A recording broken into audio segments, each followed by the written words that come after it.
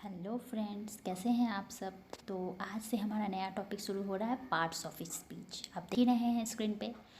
तो parts of speech क्या है? इसका हिंदी होता है शब्द भेद, यानी शब्दों के जो प्रकार होते हैं, भेद होते हैं, उसे हम कैसे समझ सकते हैं, कितने भागों में उसे हमने बांटा है। तो चलिए थोड़ा डिफाइन देख रहे हैं। All the English words are divided into 8 groups according to their work they do in a sentence. Those groups are called parts of speech.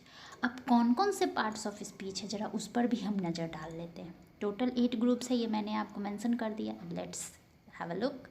First one noun यानी संज्ञा, सेकंड प्रोनाउन सर्वनाम, थर्ड वर्ब यानी क्रिया, adverb यानी कि क्रिया विशेषण, adjective यानी कि विशेषण, प्रीपोजिशन संबंध बोधक, कंजक्शन समुच्चय बोधक और इंटरजेक्शन विस्मयादि बोधक।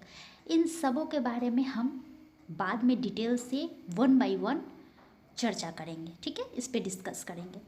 बट रिसेंटली मैं आपको इससे रूबरू करा रही हूँ, बताना चाह रही हूँ कि आखिर पार्ट्स ऑफ स्पीच क्या है। और इसके बिना हमारा इंग्लिश अधूरा है।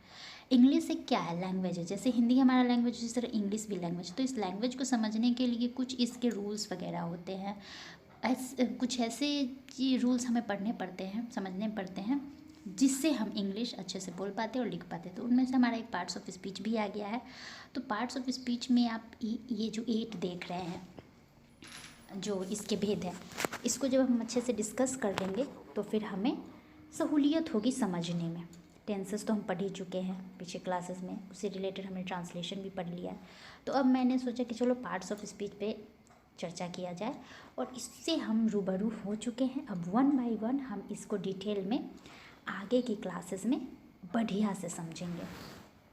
वैसे तो नाउन, प्रोनाउन, वर्ब, एडवर्ब, ये सब आदमी को, बच्चे हो चाहे बड़े हों, इन सभी के बारे में सबको थोड़ा ना थोड़ा पता होता है। बट हम लोग डिटेल से इस पर चर्चा करेंगे आगे। तो इस तरीके से हमने पार्ट्स ऑफ स्पीच को अच्छी तरह से देख लिया। उसके 8 ग्रुप्स जो है उसे भी हमने देख लिया। फिर पार्ट्स ऑफ स्पीच का डिफाइन भी हमने अच्छे तरीके से देख लिया है। हम इन सब चीज़ों को पढ़ने के बाद, देखने के बाद, अगर आपको कोई क्वेरीज़ हो तो प्लीज़ मुझे ज़रूर बताइएगा।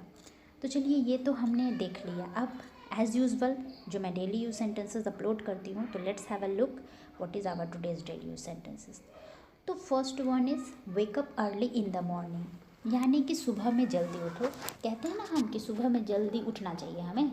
We should rise early in the morning, या we should wake up early in the morning, यानी हम लोगों को सुबह में जल्दी उठना चाहिए। देखिए, बोलने का तरीका अलग अलग है बट सेंस एक ही निकल रहा है। We should rise early in the morning या फिर wake up early in the morning, यानी कि सुबह में जल्दी उठो, या फिर हम लोगों को सुबह में जल्दी उठना चाहिए। ओके।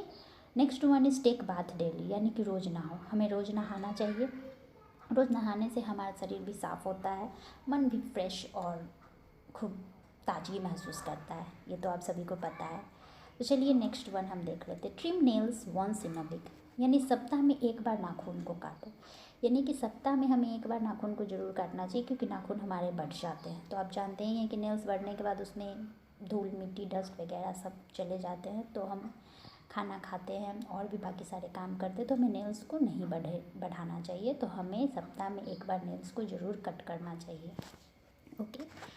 ये हमारा समझिए ना कि गुड हैबिट से रिलेटेड मैंने आज का सेंटेंसेस लिया, जिसे हम अपने डेली लाइफ में इस्तेमाल करते हैं। इस वजह से मुझे लगा कि चलो इसे ही मैं यूज़ कर लेती हूँ। तो चलिए, हमारा आज का डेली यूज सेंटेंसेस भी कंप्लीट हो गया।